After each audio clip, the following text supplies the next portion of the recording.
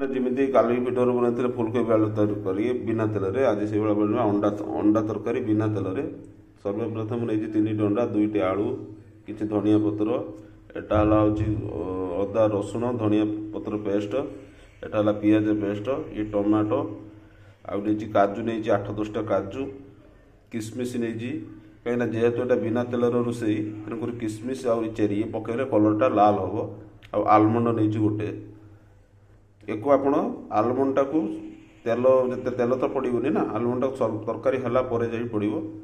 आ काजूटा को यहाँ मुझे गुंड करी चलते प्रथम अंडा भाजवा बिना तेल देखो कड़ेटी बर्तमान गरम हो गला देखो या मुझे प्रथम यहाँ को जो पेस्टा बनई एटा हूँ मैंने हल्दी गुंड लंका गुंड आ धनिया गुंड अंडा को ये बुड़ेमी है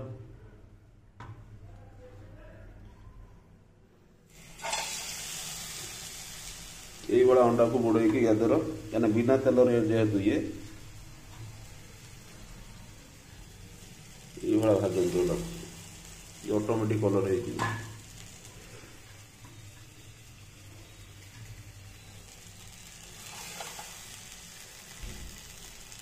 सब गैस को